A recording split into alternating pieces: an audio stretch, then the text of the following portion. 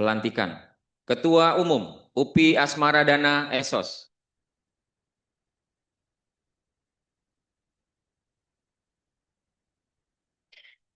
Wakil Ketua Umum Bidang Informasi, Hukum, dan Digital, Abdul Malik Eskom.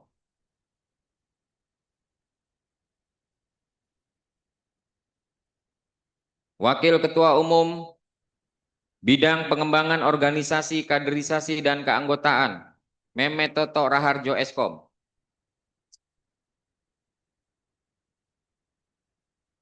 Wakil Ketua Umum Bidang Teknologi Komunikasi dan Informatika, Muhammad Hertiadi Al-Faqih Eskom.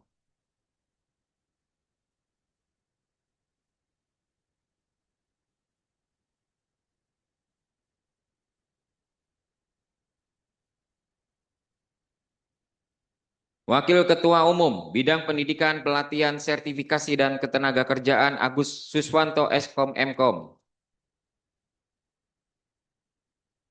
Wakil Ketua Umum Bidang Kerjasama Perekonomian, UMKM, dan Industri Kreatif, Uslimin Usle SPD MPD. Wakil Ketua Umum Bidang Digitalisasi, Diseminasi Informasi Sosial, Budaya, dan Keagamaan, Safrial Enkom. Sekretaris Jenderal Junaidi Eskom. Wakil Sekretaris Jenderal Hazriana Ashadi SHMH.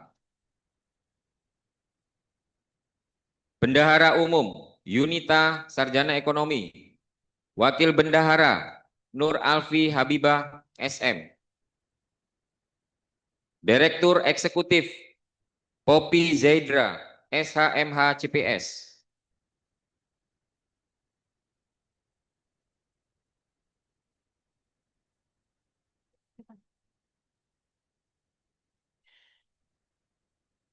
Koordinator Wilayah Sumatera Saril Kiram SE. Koordinator Wilayah Jawa Ano Suparno SS. Koordinator Bali Nusa Tenggara Dr. Nimade Ras Amanda Esos MSI. Koordinator Wilayah Kalimantan M. Reynardo Sinaga SH CDM CPS. Koordinator Wilayah Sulawesi Rusiante Sangaji SAG. Koordinator Wilayah Maluku Insani Syahbarwati. Koordinator Wilayah Papua Misbah Lautopo SE. Departemen Pengembangan Organisasi dan Pemberdayaan Keanggotaan, Ketua Saril Kiram. Sekretaris Andika Angga Pramuda Wardana. Anggota Rio Agusti Fernando ST. Anggota Rian Nuari MPD. Anggota Ikhwan Gunadi ST. Departemen Pendidikan, Pelatihan, Sertifikasi, dan Ketenagakerjaan, Ketua Heri Safrijal AMD RS dan SKM. Sekretaris Dina Yulita SEMM. Anggota Dedi Erwansa STP. Anggota Kartika Sulastri SEMA. Anggota Ida Sulistiowati SAB MPD.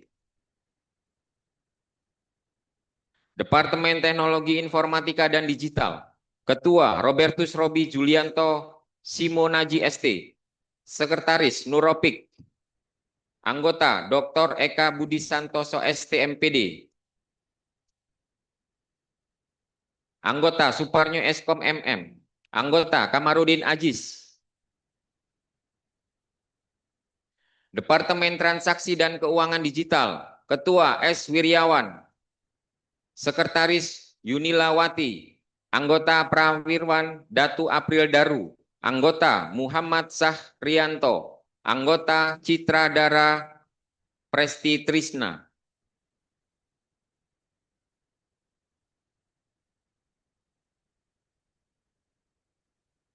Departemen Pemberdayaan Ekonomi Digital, Ketua Muhammad Sabet Abilawa.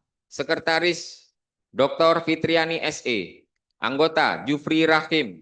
Anggota Saharudin Didu. Anggota Diani Pratiwi. Departemen UMKM Industri Kreatif dan Kemitraan, Ketua Hakim Surya Putra SPD MPD. Sekretaris Budiman Jaya Ashari. Anggota Kustia Radityo. Anggota Kusbeni Abdullah. Anggota Hajah Siti Khotijah. Departemen Informasi Komunikasi Dokumentasi, Ketua Adi Rasmiadi, Sekretaris Yudhistira Panji Nugraha, Anggota Ratna Puspita Sari SIP, Anggota Satria Eko Atmojo, Anggota Nur Latifah. Departemen Ekosistem Penyiaran dan Konten Digital, Ketua Muhammad Hasrul Hasan, Sekretaris Thomas Bambang Pamungkas, Anggota Ahmad Abdul Basit, Anggota Hisam Setiawan, Anggota Andi Khaimuddin.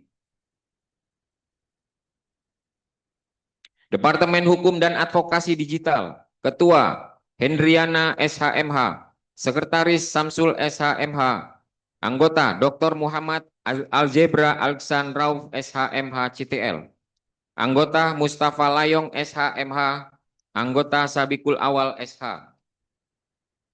Departemen Digital Diseminasi Informasi Sosial, Budaya dan Keagamaan, Ketua Muhammad Asdar, Sekretaris Mulyadi MCS, Anggota Wahyudi SE, Anggota Muklis Rahmadan MKOM, Anggota Cipto Priyoto Prastowo SHUT GR. Departemen Hubungan Luar Negeri dan Kerjasama Internasional, Ketua Sinta Melodi, Sekretaris BT Mama SIPMA, Anggota Elizabeth Swanti, Anggota Anhar Esos, Anggota Nugroho Dwianto. Departemen Cek Fakta dan Diseminasi Informasi, Ketua Heri Sufehmi MSC, Sekretaris Andi Fauziah Astrid, Anggota Herlin Sadid Esos, Anggota Muhammad Iksan Aditya, Anggota Ali Rahman. Departemen Humas dan Kerjasama Antar Lembaga, Muhammad Ridal Eskom MIKOM, Sekretaris Andi Hamzah Kurniawan, Anggota Herwin Bahar Eskom SKM MKOM, Anggota Andi Putri Permatasari Esos, Anggota Fitri Medaleta. Departemen Pengembangan Kepemudaan dan Olahraga, Ketua Faisal Amir SHMH, Sekretaris Fitrah Juniarti SS, Anggota Agustina Rohma, Anggota Megawati Basri SPD, Anggota Bernardus Andrew. Departemen Bisnis Unit Usaha dan Kesehatan, Ketua Dr. Rally Regent, Sekretaris Abdul Rahman, Anggota Erwin Lutfi, Anggota Abdul Qadir Lakuru, Anggota Mahdi Muiz Azim Ar-Rahman Eskom.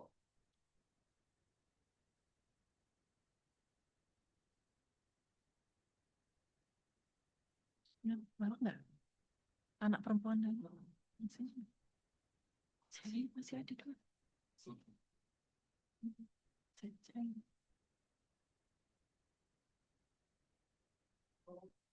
Maaf, masih ada yang terlewat.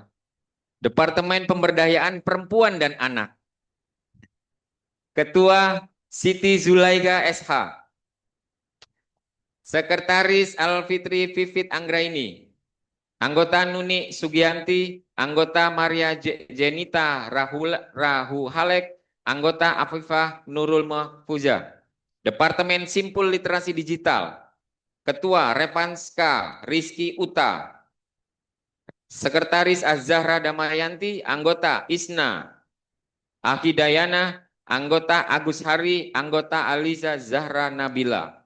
Ditetapkan di Jakarta pada tanggal 23 April 2025, Dewan Pimpinan Pusat Generasi Digital Indonesia, Ketua Umum UPI Asmara Dana Esos, Sekretaris Jenderal Junaidi Eskom ditandatangani.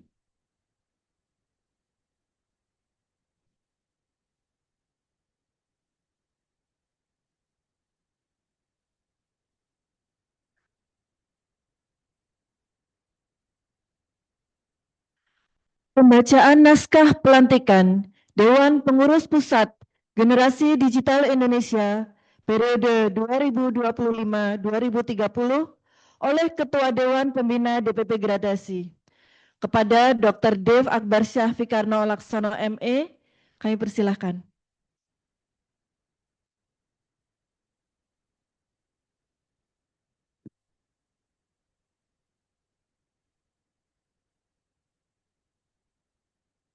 Bismillahirrahmanirrahim. Assalamualaikum warahmatullahi wabarakatuh. Waalaikumsalam. Pertama-tama, saya bertanya kepada seluruh saudara-saudara sekalian, apakah siap dilantik sebagai pengurus DPP Gradasi periode 2025 hingga 2030? Maka itu, dengan rahmat Tuhan Yang Maha Esa, Allah Subhanahu wa Ta'ala, pada hari ini, Kamis, tanggal 24 Juli 2025, bertempat di kantor Kementerian Dalam Negeri, Jalan Medan Merdeka Utara nomor 7 Jakarta Pusat, saya, Dev Akbar Syafikarno, dengan ini sebagai Ketua Dewan Pembina DPP Gradasi, resmi melantik saudara-saudara sekalian sebagai pengurus DPP Gradasi periode 2025 hingga 2030. Semoga saudara-saudari sekalian benar-benar dapat menjalankan tugas dengan baik dan penuh dengan rasa tanggung jawab secara profesional. Amin.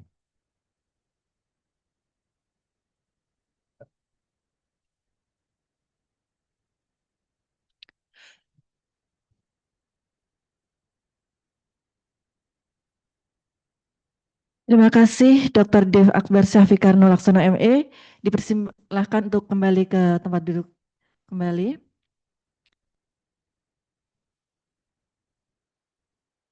Pembacaan ikrar DPP Gradasi yang dilakukan oleh Ketua Umum DPP Gradasi 2025-2030 diikuti oleh seluruh pengurus gradasi. Kepada Bapak Upi Asmarandana Esos dipersilakan.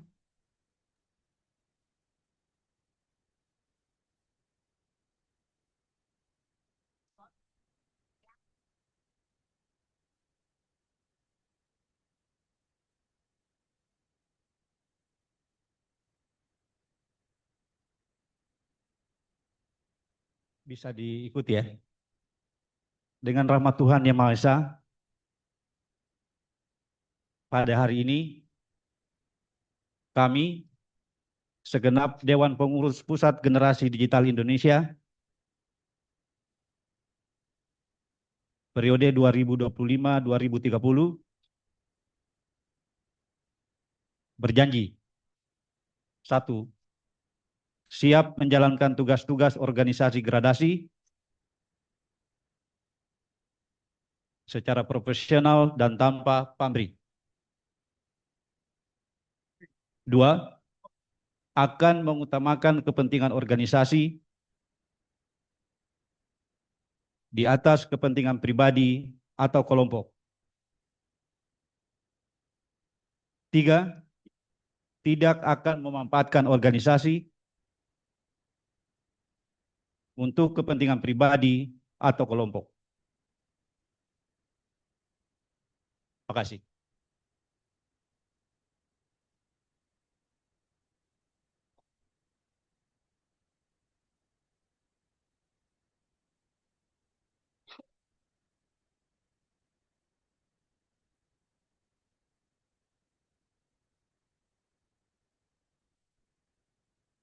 Penyerahan bendera Pustaka Gradasi oleh Ketua Umum periode 2004 Bapak Muhammad Siddiq Katomsyo SHMH kepada Ketua Umum DPP Gradasi periode 2025-2030 Bapak Upi Asmarandana Esos, kepada petugas dipersilahkan untuk menempatkan diri.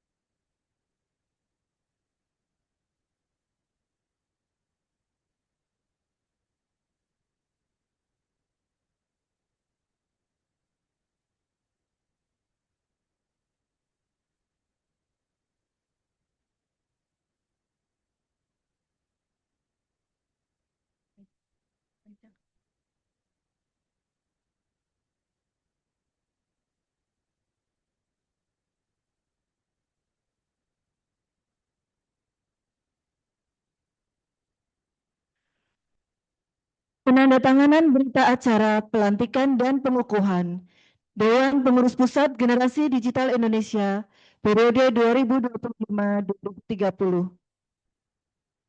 Mohon untuk ikut menyaksikan dan ke depan kepada Dr. Andes Bahtiar Baharudin MSI selaku Dirjen Politik dan Pemerintahan Umum Kementerian Dalam Negeri Republik Indonesia.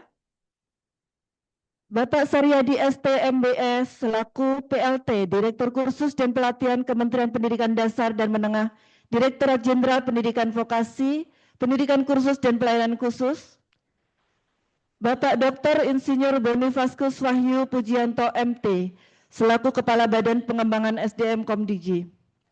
Penandatanganan akan dilakukan untuk Ketua Umum Bapak Upi Asmarandana Esos, Sekjen Bapak Junaidi, dan Dr. Dev Akbar Syah Fikarno Laksono ME selaku Dewan Pembina DPP Gradasi.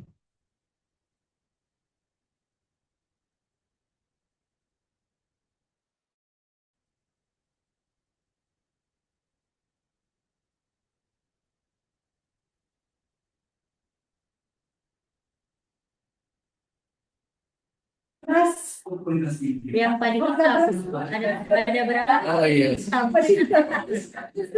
Iya saya kaget nah. Tapi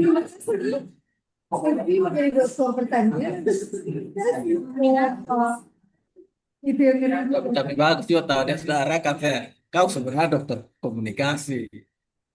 Tadi itu dia. Dekannya no. Isi. Dari pengusaha, penggiat UMKM, hingga para akademisi. Jadi organisasi ini adalah organisasi mandiri dan oleh sebab itu saya berterima kasih atas kolaborasi yang dilaksanakan selama ini.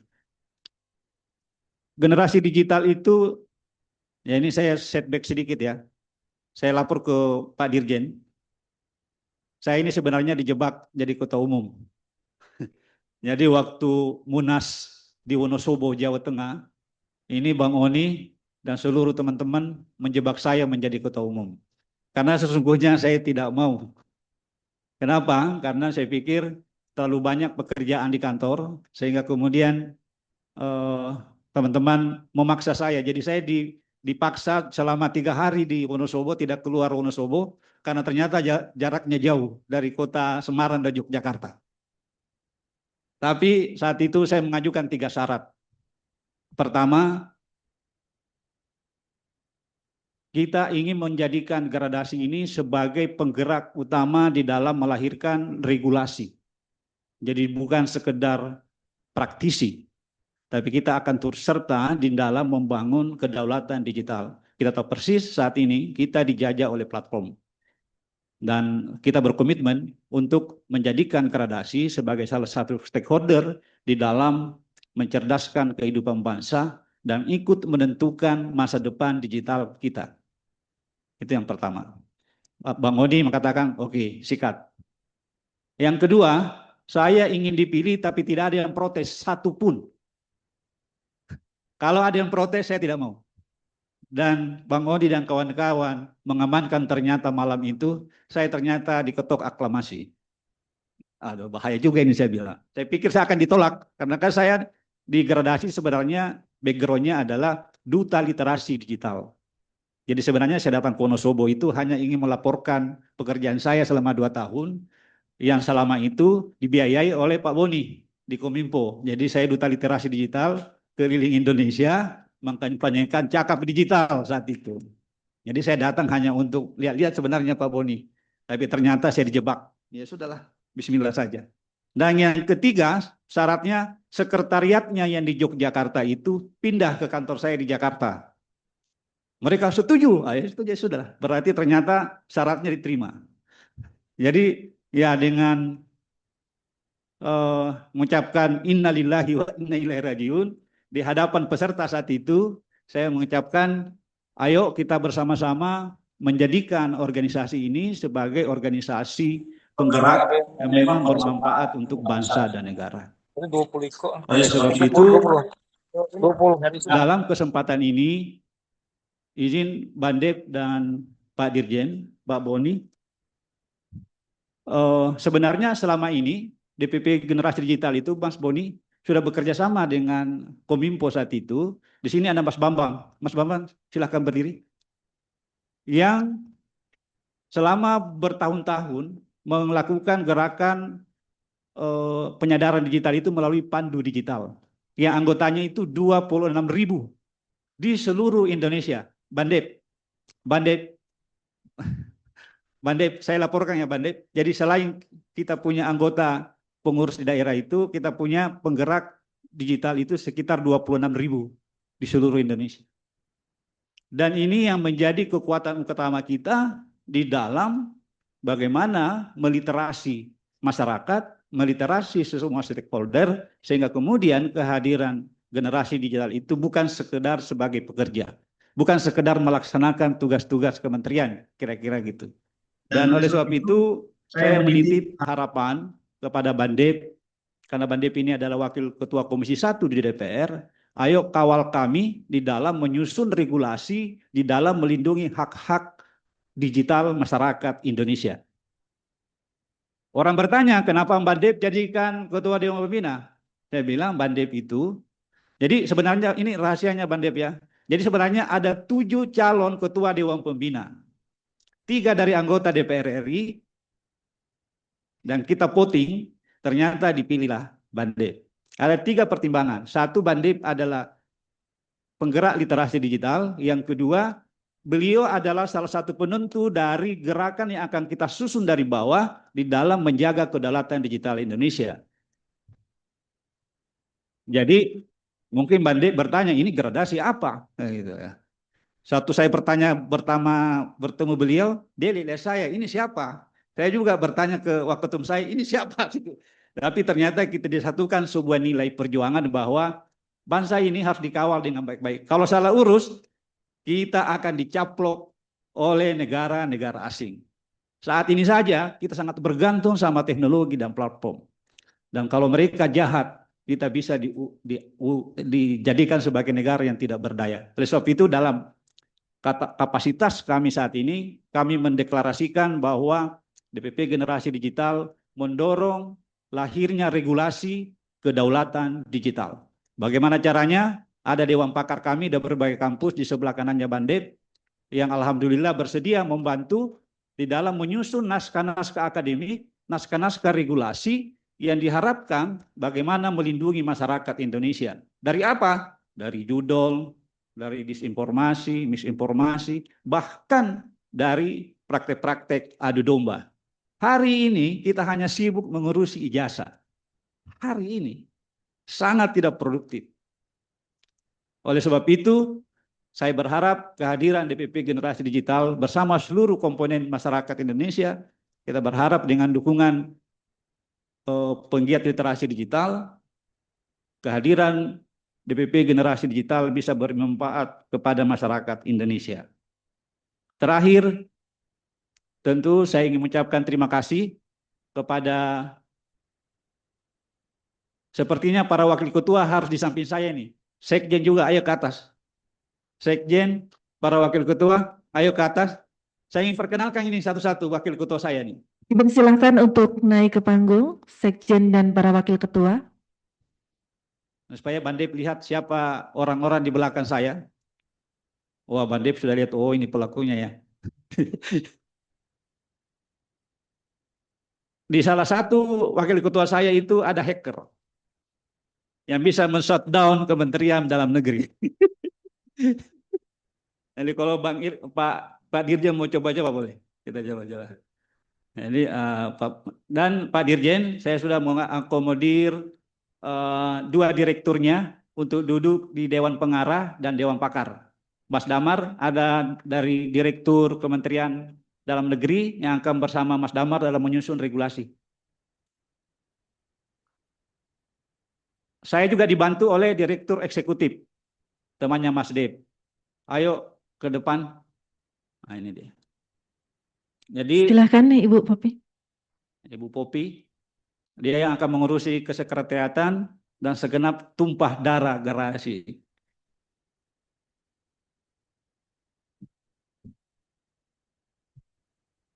Ya, inilah yang akan mendampingi saya selama 5 tahun. Bendahara saya, dia yang wakil bendahara, ayo ke atas.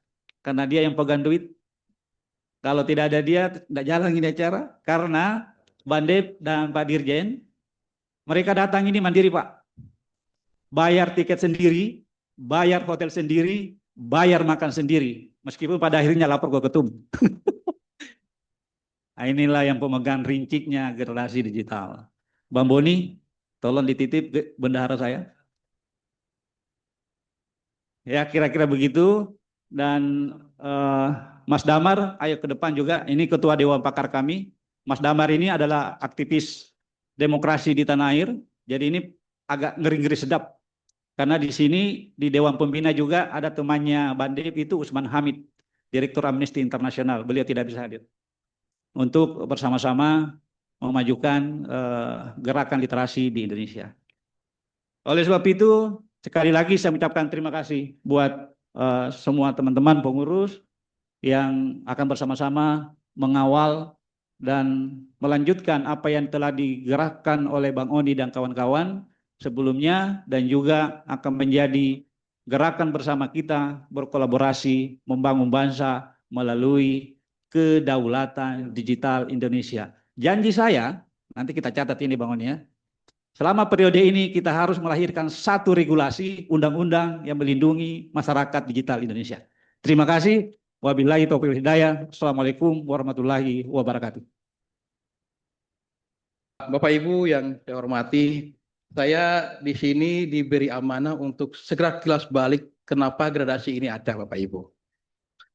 Gradasi berangkat dari sebelumnya, mohon izin, saya mengucapkan selamat kepada Bang Upi beserta jajarannya atas dilantiknya dan dikukuhkannya kepengurusan DPP Gradasi untuk masa bakti 2025-2030. Sebelumnya saya juga minta maaf Bang Upi, kalau tadi dikatakan sengaja menjebak Bang Upi untuk menjadi ketua umum. Bapak Ibu, gradasi berdiri pada tahun 2016. Sebelum 2016, kita masih berbuat sebuah gerakan yang mana kami diamanahin untuk mengkampanyekan literasi digital. Di 2018, 2019, kami kemudian melakukan pelantikan pertama, Pak. Pelantikan pertama itu dihadiri 28 provinsi di Kota Karanganyar, Jawa Tengah. Itu juga mandiri, Bang Upi. Ya, Pak Dev izin melaporkan semua pergerakan kami ini mandiri. Kemudian yang menjadi mitra strategis kita, saya ucapkan terima kasih ke Direktorat Kursus dan Pelatihan, Pak Karyadi beserta jajarannya, Pak Bambang dan Pak Boni juga yang sudah mendampingi kami selama kurang lebih 5 tahun. Di 2020 19 sampai 2025 kita berupaya untuk terus berkembang. Bapak Ibu, kalau kita cerita sejarah mungkin butuh waktu. Nanti kita bisa lihat-lihat di media sosial kita. Namun pada intinya gerakan-gerakan yang kami bangun ini adalah gerakan-gerakan sosial yang kita lakukan untuk melakukan kampanye literasi digital di masyarakat. Jauh sebelum adanya pandemi COVID, kami terus melihat bahwa masyarakat Indonesia harus diedukasi dengan adanya literasi digital. Dan saya merasa sebagai inisiator dan juga sebagai ketua umum pada periode sebelumnya, kami membutuhkan figur-figur yang lebih hebat daripada saya untuk kita jadikan gradasi ini sebagai sebuah organisasi yang lebih besar. Ya. Maka puji Tuhan, Bang Upi mau menerima untuk dijadikan sebagai ketua umum. Ya. Dan saya katakan dia termasuk nekat dan alhamdulillah dia juga menerima. Oke Bapak Ibu, saya kira cukup ya. Terima kasih. Assalamualaikum warahmatullahi wabarakatuh. Sambutan selanjutnya, sambutan Ketua Dewan Pakar. Pada Bapak Damar Juniarto, dipersilahkan.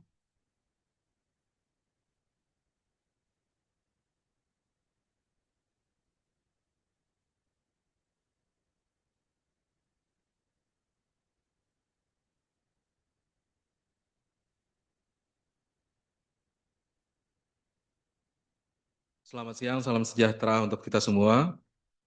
Yang saya hormati Bapak Dev Laksono, selaku Wakil Ketua Komisi 1 dan sekaligus Ketua Dewan Pembina Gradasi, Bapak Baktiar Barudin selaku Dirjen Politik Kemendagri, Bapak Bonifasius selaku Ketua BPSDM Komdiki, Bapak M. Sidik, Mas Oni selaku pendiri gradasi, rekan-rekan pengurus dan juga Bapak Ibu yang di meja paling kanan untuk Dewan Pakar, dan semua Bapak Ibu yang saya hormati. Izin saya menyampaikan pandangan saya tentang apa yang perlu kita lakukan ya, dari perspektif tantangan Indonesia masa kini. Di era digital ini, sepertinya kita menghadapi satu kenyataan yang tidak mungkin kita bisa hindarkan. Pertama itu adalah tentang monopoli, dan yang kedua tentang disinformasi, dan yang ketiga adalah tentang artificial intelligence. Monopoli seperti yang tadi dikatakan oleh Pak Ketua memang sudah terjadi karena platform digital sekarang menjadi satu kekuatan ekonomi politik yang melebihi semua institusi yang pernah ada sebelumnya. Dunia tengah bingung bagaimana berhadapan dengan platform digital tanpa kecuali Indonesia juga. Maka gradasi menurut saya penting untuk mengisi peran-peran di mana bisa membaca dengan tepat tantangan zaman, apa yang perlu kita lakukan, dan bagaimana kita bisa berhadapan dengan platform digital yang raksasa tersebut. Lalu yang kedua terkait dengan disinformasi. Ini sebetulnya sesuatu yang sudah dilakukan oleh gradasi sebelumnya. Kita bisa perhatikan bahwa setiap hari kita dibombardir oleh informasi yang tercemar oleh kebencian, lalu propaganda dan kepentingan sesaat. Akibatnya banyak dari antara anak bangsa menjadi tidak resilient, terhuyung-huyung diterpa oleh badai disinformasi, dan kita harus mengakui ini tantangan serius bagi persatuan dan kemajuan bangsa. Namun di tengah tantangan ini ada juga peluang besar yang sebetulnya hadir dengan adanya kecerdasan artifisial. AI bukan hanya soal teknologi canggih, tetapi dia juga bisa menjadi peluang transformatif bagi kemajuan dan inklusi ekonomi dan sosial di Indonesia. Kita patut berbangga bangsa Indonesia bahwa Indonesia berada di peringkat 3 besar pengguna perangkat AI terbesar di dunia. Bahkan menurut Ipsos, Indonesia menduduki peringkat teratas di kawasan Asia Tenggara dalam hal kesadaran akan teknologi ini. Kita antusias dan percaya bahwa perusahaan maupun pemerintah ingin memanfaatkan dari keberadaan teknologi ini. Komitmen Indonesia juga nyata karena kita adalah negara pertama di Asia Tenggara yang berhasil menyelesaikan UNESCO AI Readiness Assessment.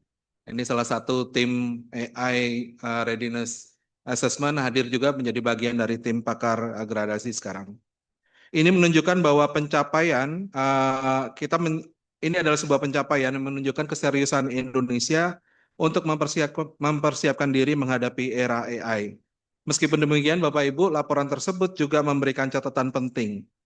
Walaupun minat terhadap AI terus-menerus meningkat dan berbagai universitas sekarang punya kurikulum dan bahkan program master untuk artificial intelligence, laporan tersebut juga menyoroti bahwa masih perlu peningkatan kesadaran publik akan penggunaan artificial intelligence yang bertanggung jawab.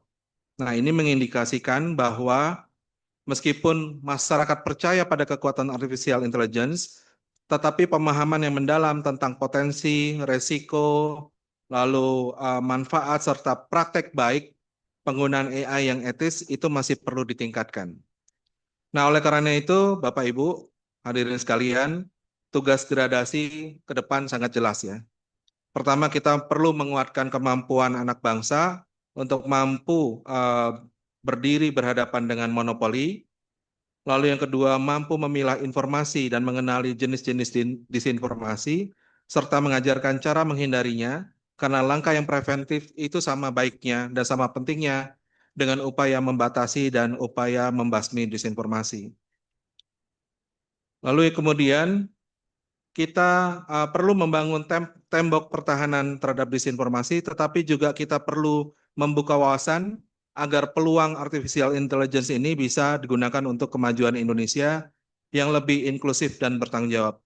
Maka di akhir sambutan ini saya mau mengajak selaku Dewan Pakar, Ketua Dewan Pakar, kepada pengurus, rekan-rekan anggota gradasi, mari kita sama-sama membangun masa depan Indonesia, di mana anak bangsa memiliki literasi yang memadai untuk menavigasi lautan informasi dan memanfaatkan potensi AI demi kebaikan bersama.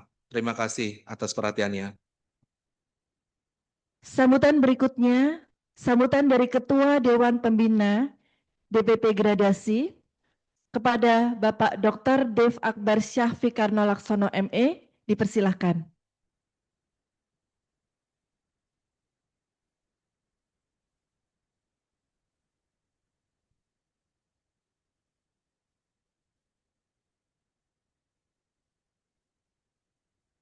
Bismillahirrahmanirrahim. Assalamualaikum warahmatullahi wabarakatuh. Shalom dan salam sejahtera untuk kita semua. Om Swastiastu, Namo Buddhaya, salam kebajikan. Ini mohon maaf saya baca contekan sedikit karena khawatir ada yang tertinggal. Pertama, saya ucapkan selamat kepada Ketua Umum, Sekjen, Waketum, Bendum, Direktur Eksekutif, dan juga seluruh pengurus gradasi yang baru saja dilantik, khususnya Pak Upi Asma Radana. Nah, lalu kepada yang terhormat Bapak Dr. Bakhtiar Bahrudin sebagai Dirjen Politik dan Pemerintahan Umum Kementerian Dalam Negeri. Tadi barusan dibilangin bahwa sudah tidak ada lagi Kes Bangpol kalau di Depdagri ya. Terus lalu Pak Dr. Bonifacius Wahyu Pujianto selaku Kepala Badan Pengembangan Sumber Daya Manusia di Komdigi. Lalu Dr. Saryadi selaku PLT Direktur Kursus dan Pelatihan Kementerian Pendidikan Khusus dan Pelayanan Khusus di Kemdikdasmen. Lalu Pak Sucipto, staf ahli Menteri Bidang Hubungan Antar Lembaga dari Kementerian Hukum. Bapak Maijen TNI Purnawirawan Dr. Tugas Ratmono. Bapak Ali Badrudin, Ketua Umum Asosiasi Profesi. Pak Zulkifli M. Adam, Ketua Umum Forum PLKP, Pak Revianto Bakri, Ketua Umum HISPI, dan Ibu Dr. Mesa Betty, Ketua Umum Forum Vokasi Nasional, beserta juga para dewan-dewan yang tadi baru saja dilantik. Tadi itu ada Dewan Pakar dan Dewan, tadi apa Mas Upi? Dewan Pengarah ya? Dewan Pengarah yang sudah menyampaikan sambutannya dan juga memberikan materinya. Pertama-tama kita panjatkan puji syukur kehadiran Tuhan Yang Maha Esa Allah Subhanahu wa Ta'ala atas limpahan rahmat karunia dan ridhonya kita diberikan kesempatan, kesehatan untuk hadir bersama dalam rangka pelantikan pengukuhan Dewan Pengurus Pusat Generasi Digital Indonesia untuk periode 2025 dan 2030 sampai hingga 2030. Saya juga senang di sini ada anggota Dewan dari Nasdem. Selamat Pak, sukses dalam pengabdiannya. Ini nanti kapan-kapan kita duduk-duduk sambil makan pisang hijau. Jadi kebetulan di Komisi 1 itu ada mantan wali kota Pak dari PKB, Pak Daeng. Itu dia yang selalu kirim-kirim Pak kita itu tentang pisang hijau. Dan sekali lagi saya ucapkan selamat kepada seluruh pengurus DPP Gradasi yang hari ini baru saja dilantik.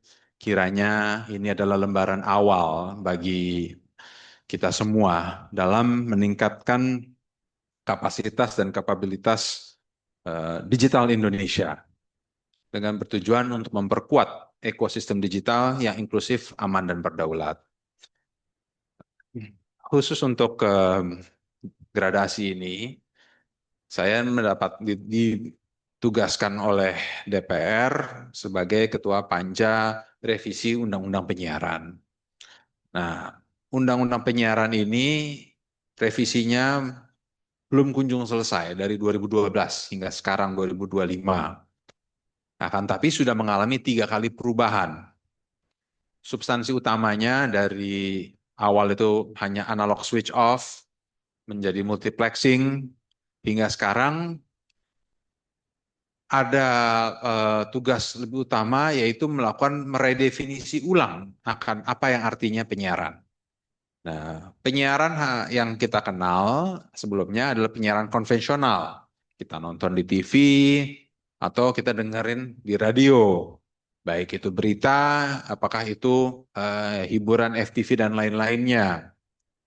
Nah, akan tapi sekarang penyiaran sudah bermetamorfosis sangat jauh dengan eranya digital, sehingga yang dahulunya itu kita hanya bisa nonton film di TV atau di bioskop, sekarang kita sudah bisa nonton siaran OTT.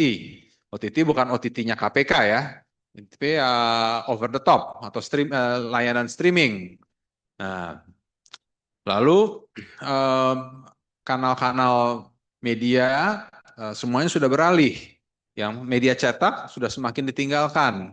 Bahkan saya itu nggak nyampe sebulan sekali megang nyentuh yang namanya koran. Kenapa? Karena informasi semua ada di gadget kita masing-masing. Kalau nggak di handphone, di iPad ataupun juga gawai-gawai lainnya. Ya, saya megang desktop aja udah jarang. Laptop aja saya pakai itu hanya kalau mau webinar atau kalau mau ada Zoom. Selebihnya saya selalu pakai iPad ini, atau saya ngelihat berita, baca berita dari handphone. Kalau memang pusing karena panjang ya baru pakai iPad. Nah, jadi teknologi itu semakin berkembang terus, dan ini juga karena dampak dari digitalisasi.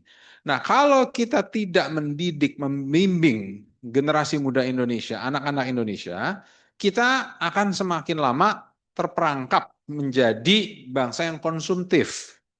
Nah, sekarang semua hal yang tadinya itu dilakukan secara manual, belanja barang, baik kebutuhan sehari-hari ataupun juga kebutuhan khusus, itu tadi dulunya kita masih harus ke toko, sekarang semua kita bisa pilih melalui Shopee dan lain-lain.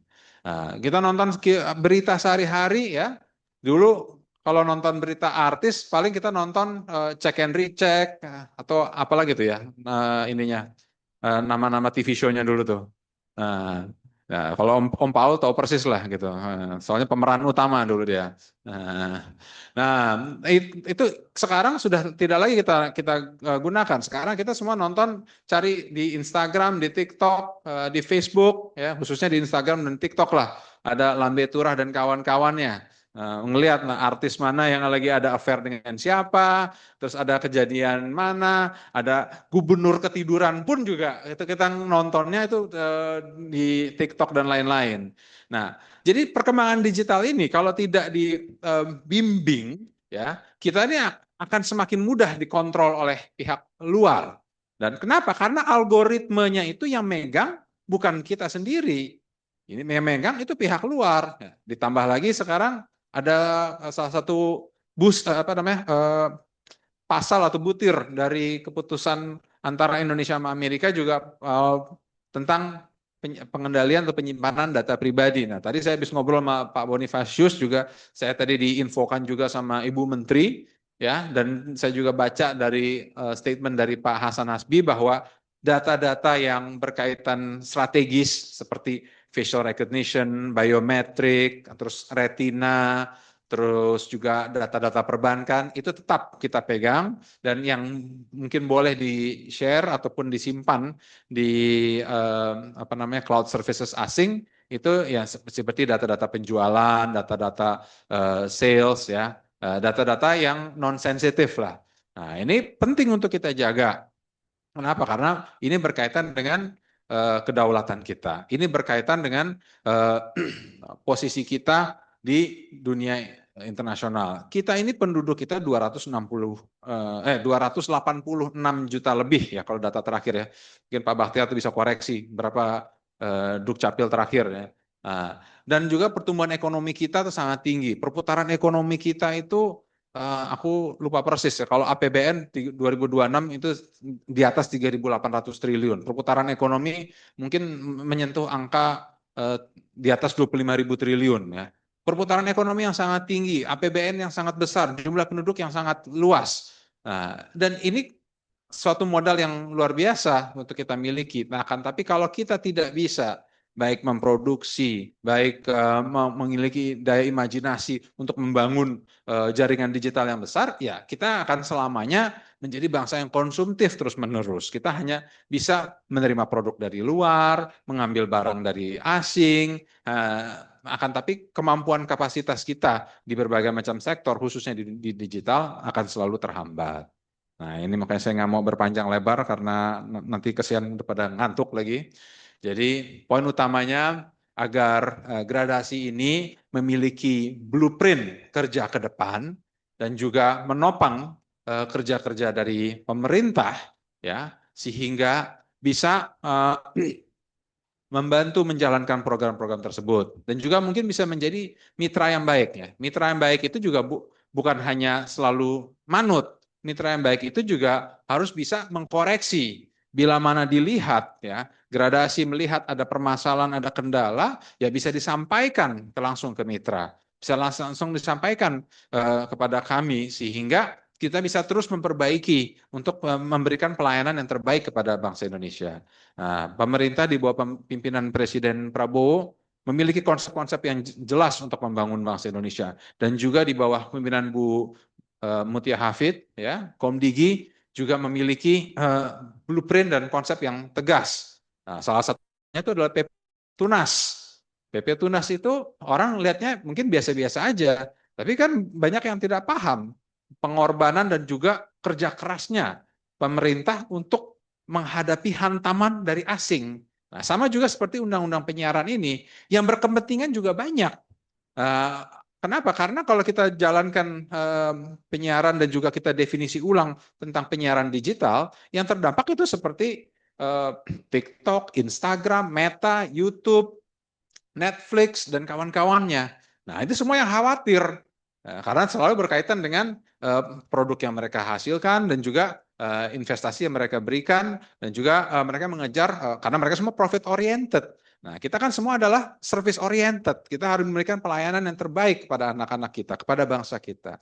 Ya, hal ini semua yang saling berkaitan dan saya harapkan gradasi bisa terus berjalan, terus bisa memproduksi karya-karya baru dan juga menyokong para anggotanya untuk menjadi bagian lebih maju dan lebih baik akan perkembangan digital Indonesia. Wabillahi taufiq wal hidayah. Wassalamualaikum warahmatullahi wabarakatuh.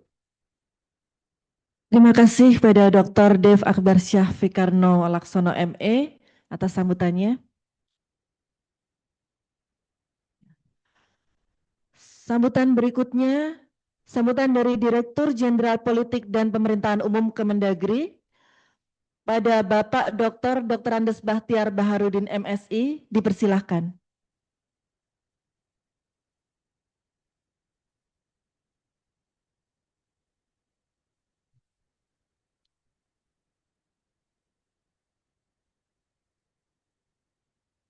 Bismillahirrahmanirrahim. Assalamualaikum warahmatullahi wabarakatuh. Selamat sore, salam sejahtera bagi kita semua. Om Swastiastu, Namo Buddhaya, salam kebajikan dan salam sehat selalu. Pertama, saya terus terang mengapresiasi acara ini, Pak, ormas di kantor ini. Jadi saya juga dijebak juga sama kasusnya Pak Dev. Jadi saya juga dijebak oleh ketum terpilih gitu. Jadi dia sebut nama sahabat saya, siapa saja pembinanya, ada Pak Ahmad Densere, langsung sebut anggota DPR ini sahabat saya semua. Nah jadi ada kawan-kawan dari Kominfo, dari Kementerian Hukum dan HAM, Kementerian Pendidikan, teman-teman kampus. Jadi gini, Di Kementerian Dalam Negeri ini ada organisasi, kebetulan saya 6 tahun terakhir dipercayakan memimpin organisasi ini, namanya Dirjen Politik dan Pemerintahan Umum. Kalau zaman dulu namanya Direktorat Sospol, Pak, dulu.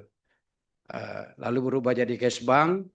Nah, termasuk satu unit di sini adalah Direktur Organisasi Masyarakatan. Nah, direkturnya itu Pak Budi Arwan ini direkturnya. Jadi dulu seluruh ormas pembinaannya di sini sebelum reformasi.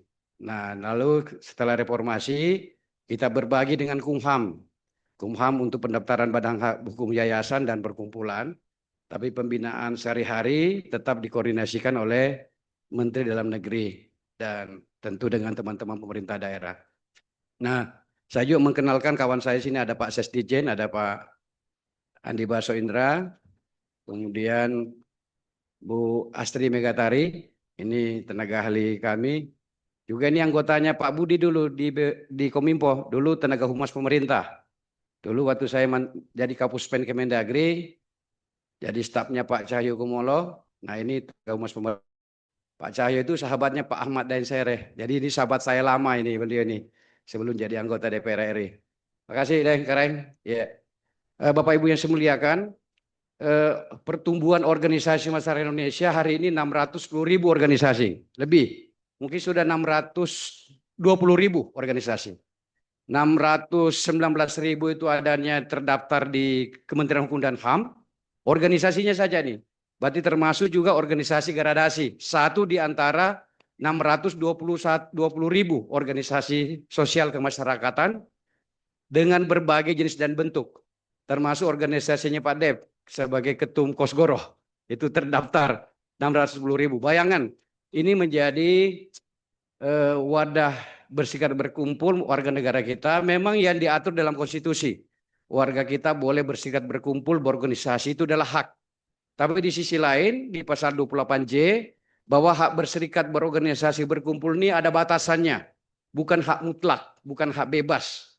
Jadi dia berbatas dengan kebebasan yang lain, hukum, nilai, dan moralitas, kesusilaan, dan hal-hal lainnya diatur dalam konstitusi.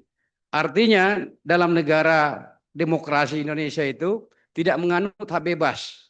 Inilah menjadi penting pengaturan-pengaturan organisasi. Nah, termasuk kehadiran organisasi gradasi, menurut saya ini saya mau tertarik menjadi bagian dari sini, Pak Upi, terus terang saja. Karena menurut saya ada peluang yang selama ini belum dilakukan. Pasca reformasi sampai hari ini, benar sekali Pak Dev tadi sampaikan, sampai hari ini tidak ada hukum, ada kekosongan hukum pengaturan tentang ruang digital atau platform digital Indonesia. Jadi undang-undang penyiaran tidak menjangkau itu. Maka tumbuh subur berbagai organisasi profesi, organisasi yang bidang ekonomi juga menggunakan platform digital, bidang sosial, ada yang di bidang politik, macam-macam. Dan ada yang positif dan kita tidak menafikan juga ada yang negatif. Dan bahkan mungkin juga melakukan tindak pidana dan melakukan kegiatan-kegiatan bertentangan dengan hukum dan bahkan mungkin menjadi agen-agen kepentingan asing Indonesia dan mengancam kedaulatan negara kita. Oleh karenanya saya setuju pikiran Pak Dev yang kebetulan hari ini dipercaya oleh pemerintah DPR, beliau ketua ketua Panja RUU Penyiaran. Mungkin materi muatan pokok-pokoknya tentang platform digital sudah boleh diadop di RUU Penyiaran, tetapi mungkin kedepannya harus menjadi undang-undang sendiri. Kenapa? Digital ini bukan hanya soal siar saja, bukan soal penyiaran saja. Dia juga memiliki fungsi-fungsi yang lain gitu, termasuk fungsi-fungsi pertahanan. Saya suka nonton film-film spy, jadi film-film intelijen, bagaimana mudahnya mematikan seluruh negara di dunia itu hanya dengan satu tombol saja. Listrik kita bisa matikan, semua bisa kita matikan dengan teknologi. Uang kita hentikan transaksinya. Bayangkan kalau seminggu transaksi dimatiin semua ATM itu, bagaimana negeri ini. Jadi betapa ruang ini harus diatur. Dan ini menyangkut hak dan kewajiban warga negara dan melindungi kedaulatan tadi bahasa kita, bahasa Pak Upi, kedaulatan negara kita di soal digital ini. Hari ini kita kesulitan sekali Pak Dev. Saya juga di komunitas intelijen, di unsur Kementerian Dalam Negeri, bagaimana kita melakukan profiling tim patroli sibernya Komdigi, BSSN begitu tidak berdaya terhadap otoritas dari platform. Hanya minta tolong sama platform, mau take down atau tidak. Itu tapi mau take down atau tidak, itu terserah si pemilik platformnya. Apakah Instagram mau, apakah YouTube mau, suka-suka dia. Kadang diterima, kadang enggak. Jadi ada ketidakberdayaan negara dalam kondisi tertentu. Sementara kita ini adalah negara berdaulat. Situasi ini tidak boleh dibiarkan. Oleh karenanya inisiatif ini sangat bagus kalau muncul dari organisasi sosial kemasyarakatan, apalagi organisasi profesi, gradasi, yang laporan Pak Upi selaku ketum terpilih, ini wadah berhimpun berbagai organisasi profesi dan usaha-usaha dan lembaga-lembaga, dan ada banyak orang yang bisa. Saya pikir janji beliau itu saya kira harus kita tagih sama-sama, dan karena kita sudah juga masuk menjadi bagian dari Pak Upi, ya tugas kita membantu menyelesaikan itu. Kami punya tim Pak Upi, kami terbiasa memimpin beberapa regulasi pemerintah. Dulu Undang-Undang Ormas, kami ketua timnya Pak. Undang-Undang Pemilu, saya ketua timnya juga. Pemekaran dan beberapa regulasi-regulasi pemerintahan. Jadi kami paham, mengerti, dan bisa mudah-mudahan bisa memberi kontribusi untuk bagaimana paling tidak naskah akademiknya disusun Pak Dewan Pakar. Naskah akademiknya segera disusun, kemudian rancang bangunnya. Lalu dokumennya itu mungkin diserahkan ke Komisi 1 DPR RI. Lalu itu nanti menjadi usul inisiatif DPR, entah itu menjadi usul inisiatif pemerintah. Tapi ini kita butuhkan, dan jangan lama-lama Pak. Karena keadaan sehari ini, karena ketidaktahuan rakyat kita saja. Umumnya kita kan 65% masih SMP sekolahnya. Karena ketidaktahuannya saja tentang resiko yang ada di ruang digital ini. Yang literasinya belum terlalu baik. Maka ini bukan dianggap bahaya yang berlebihan. Tapi sebenarnya bahayanya luar biasa Pak. Potensi bahaya. Tetapi sebaliknya kalau ini dikelola, itu juga menjadi potensi ekonomi yang bisa meningkatkan sejahtera rakyat kita. Saya bisik-bisik kepala BPSDM, Komdigi, ada berapa ratus triliun industri ekonomi digital setiap tahun di Indonesia. Pengaturannya gimana? Bagaimana hak-haknya orang-orang yang bekerja di ruang memanfaatkan digital? Hak dan kewajiban seperti apa? Baik ke negara, dia dirinya sendiri. Kawan-kawan sudah mendapat duit karena jadi YouTuber yang hebat atau menggunakan platform, tiba-tiba hilang begitu saja seketika. Anda mau bawa kemana sengketanya? Sengketa di Indonesia, hukumnya tidak mengatur itu. Mau sengketa ke luar negeri, Anda tidak diakui sebagai badan hukum yang bekerja itu. Ini harus diatur dalam level undang-undang. Karena ini menyangkut hak dan kewajiban, menyangkut kedaulatan negara, dan menyangkut nanti berkaitan dengan hukum-hukum internasional yang berkaitan dengan ini. Saya kira kedaulatan ini harus dimulai dengan kedaulatan hukum. Yang lainnya bisa kita bicarakan. Saya kira itu pandangan saya, dan saya terima kasih Bapak Ibu yang saya muliakan, kawan-kawan. Selamat pada pengurus dan mantan pengurus yang juga masih menjadi pengurus juga. Jadi hanya berganti saja, ganti tempat kursi saja. Tadi sebelah kanan, sebelah kiri jadi caspion sekarang. Jadi tetapi kita punya kewajiban karena ini organisasi yang bagus. Terus terang saya memberi apresiasi dan respect. Ini adalah bagian pembangunan sistem yang sedang kita bangun sebagai negara demokrasi, dan pada waktu yang sama kita hendak menjadikan negara ini berdaulat, termasuk berdaulat di bidang digital. Saya kira terima kasih Bapak Ibu semua, selamat dan sukses Ketua Dewan Pembina, pengarah, Dewan Pakar, penasihat, dan seluruh jajaran. Selamat melanjutkan rapat koordinasi. Saya juga menghibahkan 3 personil saya Pak untuk membantu Pak Upi. Ada ini Bu Astri Megatari, ada Pak Budi, Direktur Ormas, ada Pak Aang Witarsa, tadinya Kapuspen Kemendagri. Orang-orang yang selama ini bekerja di bidang sini di Perseptik Kementerian Dalam Negeri. Saya sudah menghibahkan beberapa orang untuk membantu Pak Upi sukses. Tapi kalau Pak Upi tidak sukses, kami yang duluan mengundurkan diri, Pak. Saya tidak ragu-ragu mengundurkan diri kalau organisasi ini disalahgunakan dan tidak digunakan untuk kepentingan yang baik untuk bangsa dan negara. Karena tugas saya juga sebagai pembantu Menteri Dalam Negeri adalah memastikan organisasi sosial masyarakat yang hidup di Indonesia adalah ditujukan untuk kemaslahatan umat. Gitu. Jadi dengan kehadiran ini paling tidak menjadi penyeimbang dengan berita bahwa ormas digunakan untuk premanisme, digunakan untuk kejahatan pidana. Hadirlah organisasi sosial seperti ini tentu menjadi kebanggaan Kementerian Dalam Negeri, kebanggaan pemerintah dan kebanggaan bagi masyarakat Indonesia. Terima kasih. Assalamualaikum warahmatullahi wabarakatuh.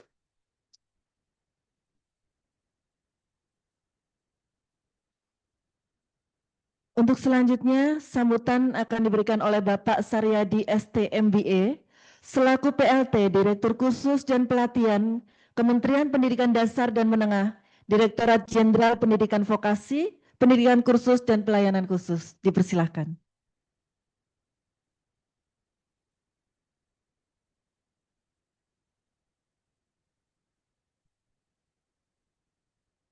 Bismillahirrahmanirrahim. Yang saya hormati Ketua Dewan Pembina DPP Gradasi dan juga sekaligus Wakil Ketua Komisi 1 ya DPR RI, Bapak Dev Laksono. Yang saya hormati Direktur Jenderal dan Pemerintahan Umum Kementerian Dalam Negeri, Bapak Bahtiar. Yang saya hormati Kepala Badan Pengembangan Sumber Daya Manusia Kementerian Komunikasi dan Digital, Komdigi, Bapak Boni Pujian. Yang saya hormati Majen TNI Purnawirawan Dr. Tugas No. Yang saya hormati anggota Komisi 7 DPR RI, Bapak Ahmad Daeng Sere. Yang saya hormati rekan-rekan pimpinan Ormit yang hadir pada kesempatan kali ini. Barangkali saya tidak perlu sebutkan secara lengkap organisasinya. Ada Pak Ali Badarudin, ada Pak Zulkifli, ada Pak Rivianto, kemudian ada Ibu Mesra Betty. Yang saya hormati Bapak Upi Asmaradana, Ketua Umum Gradasi, beserta seluruh pengurus yang hari ini dilantik dan dikukuhkan yang saya banggakan, serta hadirin yang tanpa mengurangi rasa hormat, saya tidak bisa sebutkan satu persatu. Assalamualaikum warahmatullahi wabarakatuh. Selamat sore, salam sejahtera untuk kita semua. Om Swastiastu, Namo Buddhaya, salam kebajikan, Rahayu. Puji syukur kita panjatkan kehadirat Allah SWT, Tuhan Yang Maha Esa, atas perkenannya siang hari ini kita bisa menghadiri agenda penting dalam rangka pelantikan dan pengukuhan pengurus Dewan Pengurus Pusat Gradasi periode 2025-2030. Izin kami menyampaikan permohonan maaf dari Direktur Jenderal Pendidikan Vokasi, Pendidikan Khusus, dan Pendidikan Layanan Khusus yang tidak bisa menghadiri agenda ini karena beliau harus mendampingi Menteri Pendidikan Dasar dan Menengah melakukan kunjungan kerja ke Provinsi Jambi. Bapak Ibu yang saya hormati, pertama, ya yang selanjutnya perkenankan saya menyampaikan apresiasi yang setinggi-tingginya kepada jajaran pengurus gradasi periode sebelumnya yang telah menjadi mitra Direktorat Kursus dan Pelatihan, Direktorat Jenderal Pendidikan Vokasi, Pendidikan Khusus, dan Pendidikan Layanan Khusus Kementerian Pendidikan Dasar dan Menengah. Di tengah tantangan transformasi digital yang begitu cepat, gradasi menjadi salah satu mitra strategis dari Direktorat Kursus dan Pelatihan, termasuk saat ini untuk berbagai macam upaya penyelarasan yang dilakukan terkait dengan program-program yang ada di Direktorat Kursus dan Pelatihan. Kemudian yang kedua, saya ingin mengucapkan selamat kepada seluruh jajaran pengurus gradasi yang telah resmi dilantik dan dikukuhkan oleh Dewan Pembina, dan tentu pelantikan dan pengukuhan ini merupakan amanah dan tentunya kami sangat mengapresiasi komitmen dari Pak Upi dan juga seluruh pengurus yang telah menetapkan target-target terkait dengan tujuan keberadaan gradasi. Bapak Ibu yang saya hormati, pemerintah dalam hal ini Kementerian Pendidikan Dasar dan Menengah telah mencanangkan pendidikan bermutu untuk semua. Pendidikan bermutu dimaknai bahwa kita harus bisa memastikan relevansi yang tinggi dalam penyelenggaraan pendidikan. Relevansi yang tinggi dimaknai dengan kesesuaian antara kompetensi yang diajarkan di satuan pendidikan dengan kebutuhan dunia usaha, dunia industri, dunia kerja, ataupun kebutuhan masyarakat. Dan hal inilah yang menjadi latar belakang dari upaya-upaya yang dilakukan oleh Kementerian Pendidikan Dasar dan Menengah untuk melakukan kolaborasi dengan seluruh pihak. Bapak Menteri Pendidikan Dasar dan Menengah telah mencanangkan partisipasi semesta. Partisipasi semesta dimaknai sebagai sebuah upaya bahwa untuk mewujudkan pendidikan bermutu untuk semua harus didukung oleh seluruh pihak melalui kolaborasi yang berkelanjutan. Selain itu, Bapak Ibu sekalian, upaya untuk mewujudkan layanan pendidikan bermutu untuk semua dimaknai sebagai upaya layanan pendidikan harus dinikmati oleh seluruh warga negara Indonesia. Tidak boleh ada warga negara yang tertinggal terkait dengan layanan pendidikan.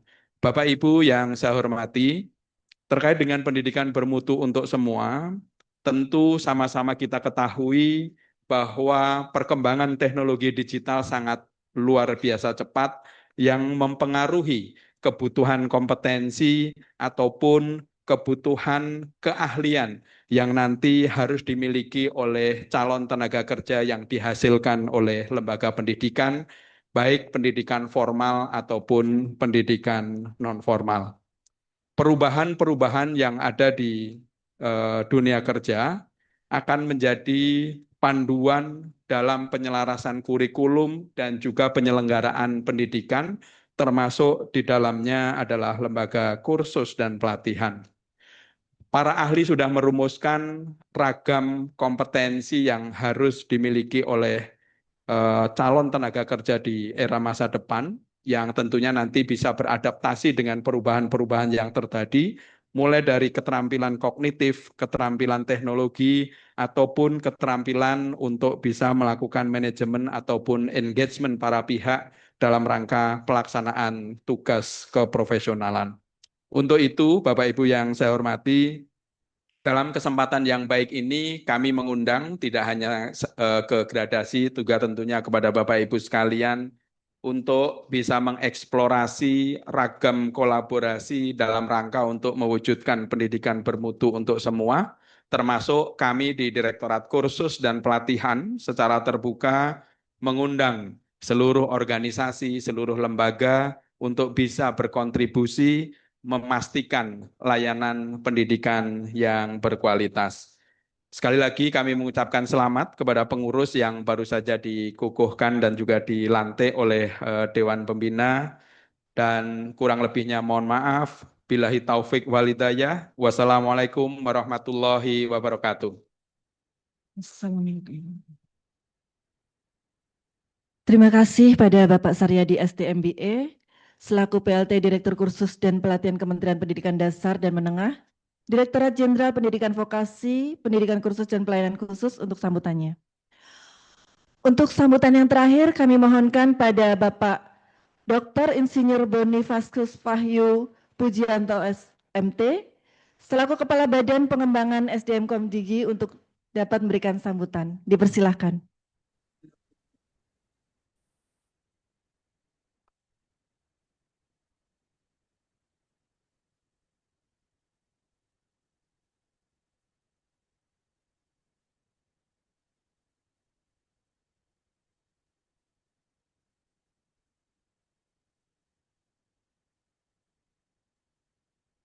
Assalamualaikum warahmatullahi wabarakatuh. Shalom, Om Swastiastu, Namo Buddhaya, salam kebajikan. Terus terang, kalau saya harus mengulas kembali, saya harus menyampaikan terima kasih ini kepada tamu-tamu yang terhormat, terutama kepada Pak Dev yang sebagai Ketua Dewan Pembina DPP Gradasi. Terima kasih banyak Ini bukan terima kasih karena kami gradasi itu tumbuh organik loh Pak. Kami dari Komdiji, waktu itu masih Kominfo, itu sifatnya, ya kalau di reaksi kimia tuh katalis loh Pak. Dengan adanya katalis memang reaksinya lebih cepat. Itu value-nya Pak. Terima kasih juga kepada Pak Bahtiar Barudin atas semua fasilitasi yang telah diberikan. Kemudian juga kepada Pak Sarjadi, terima kasih. Tadi ada Pak Sucipto hanya lebih dahulu kembali. Dan tidak lupa kami sampaikan kepada tamu-tamu yang terhormat Pak Ali Badarudin, Ketua Umum Asosiasi Profesi Indonesia. Kemudian juga Pak Zulkifli Adam, Ketua Umum Forum PLKP, Pak Rifyanto Basri, Ketua Umum HISPI, Dr. Mesra Betty, Bu Mesra Betty, ya, Ketua Umum Forum Vokasi Nasional, Bapak-bapak dari DPR, terima kasih kehadirannya. Dan tentunya yang paling kita banggakan Ketua Umum Gradasi Pak Upi Asmaradana. Wah, ini selamat Pak. Tapi ini bukan karena ini ya. Itu sebenarnya amanah loh Pak. Jadi bukan direkayasa bagaimana, tapi ya itu amanah. Juga terima kasih kepada pengurus sebelumnya, founder Gradasi Pak Muhammad Sidika Tom Sio dan Bang Oni, terima kasih. Nah, Bapak Ibu sekalian, pada kesempatan sore hari yang berbahagia ini, saya mewakili Ibu Menteri Komunikasi dan Digital, Ibu Mutia Hafid, mengucapkan selamat kepada Bapak Ibu, saudara-saudari yang menjadi pengurus DPP Gradasi. Ternyata jumlahnya gede banget ya tadi.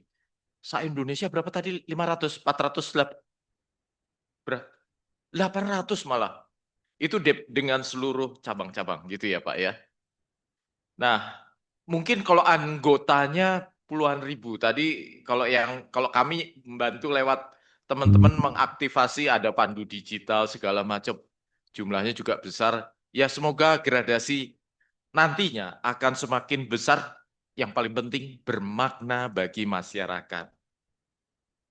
Terima kasih buat Gradasi. Dan Bapak Ibu sekalian, sebenarnya Gradasi ini adalah mitra, dan ini mitra strategis bagi kami di Kementerian Komdiji. Di Komdiji juga selain Gradasi, ini ada organisasi multi, bukan organisasi ya, tapi ini gerakan nasional literasi digital, namanya Siberkreasi, yang menghimpun berbagai organisasi di dalamnya, baik CSO ataupun organisasi, bukan organisasi, tapi pemerintahan juga ada, Pemda, bahkan international organization. Nah, kolaborasi ini adalah untuk menciptakan bagaimana dunia digital ini semakin sehat, baik, produktif. Tapi tentu itu tidak mudah. Kami, Kementerian Komdiji, sudah berubah organisasinya, yang tadinya ada, mungkin Bapak Ibu tahu, ada Dirjen Aptika, nah itu sudah berubah, memecah menjadi beberapa dirjen lainnya. Itu bisa dikategorikan menjadi 3 dirjen yang lain, yaitu Dirjen Teknologi Pemerintahan Digital atau e-government, gitu ya. Nah, kemudian ada lagi Dirjen Pengawasan Ruang Digital, itu yang untuk tadi kasus take down segala macam. Kemudian ada satu lagi pengawasan teknologi pemerintahan digital, pengawasan ruang digital, dan ada ekosistem digital. Karena bisnisnya ke depan adalah ekonomi digital. Sebagian ada di kami yang khususnya terkait literasi digital, oleh karena di BPSDM kami mengampu terkait dengan literasi digital, talenta digital, maka kami seringkali menyebutnya literasi dan talenta digital itu menjadi faktor kunci Indonesia maju di masa depan. Bapak Ibu sekalian, mungkin yang tidak lupa harus kami sampaikan adalah kita mempersiapkan Indonesia Emas tahun 2045. Nah, untuk mencapai hal tersebut tidak bisa lepas dari persiapan atau penyiapan talenta digital. Oleh karena itu, talenta digital ini akan tumbuh berkembang bila mana ekosistem digital dan juga ruang digital itu baik dan aman. Nah, kita memiliki tugas bersama-sama untuk membangun generasi kreatif yang inovatif dan berdaya saing global. Nah, kalau kita melihat sumber daya manusia Indonesia itu boleh dikatakan berlimpah, tapi memang kesempatan kerja mungkin terbatas. Kami bertanggung jawab untuk meningkatkan juga skill up dari para talenta dan khususnya di digital agar memiliki opportunity kerja di industri korporasi dan lain sebagainya. Mungkin dari gradasi tadi ada yang terkait dengan pelatihan, sertifikasi, nanti bisa kita kembangkan karena di kami ada sertifikasinya terkait digital. Jadi kami itu digital itu mencakup 3 aspek, komunikasi, telekomunikasi, dan TIK. Nah, di situ ada berbagai program Digital Talent Scholarship tadi disampaikan, dan at the latest stage sertifikasinya, sehingga mereka memiliki opportunity kerja yang lebih baik. Sebagai penutup, sekali lagi saya mengucapkan selamat kepada para pengurus DPP gradasi periode 2025-2029 yang baru tadi kita kukuhkan. Kami atas nama Kementerian Komunikasi dan Digital tentu akan berkomitmen terus mendukung, terutama kepada Dewan Pakar ini. Jadi mohon kita diberikan masukan, kajian, seperti isu tadi. Jadi untuk data sovereignty, pelindungan data pribadi, dan lain sebagainya. Karena tekanan dari dunia global ini luar biasa. Dan ini persaingan, tidak hanya dari US, mungkin dari China, dari Rusia, dan banyak negara lain. Mereka sangat mengharapkan pasar Indonesia yang besar. Tapi kita jangan sampai menjadi hanya pasar, tapi kita harus menjadi player. Demikian yang dapat kami sampaikan. Terima kasih, selamat bekerja untuk Pak UPCS dan seluruh pengurus jajaran. Semoga selama kepengurusan 2025-2029 selalu diberikan perlindungan dari Tuhan Yang Maha Kuasa dan diberikan juga kesuksesan. Terima kasih. Wabillahi taufiq wal hidayah. Wassalamualaikum. Terima kasih kepada Bapak Dr. Insinyur Bonifasius Wahyu Pujianto MT selaku Kepala Badan Pengembangan SDM Komdiji. Sampailah kita pada penghujung acara dari rangkaian acara pelantikan dan pengukuhan Dewan Pengurus Pusat Generasi Digital Indonesia Masa Bakti 2025-2030. Terima kasih atas kehadiran Bapak Ibu tamu undangan.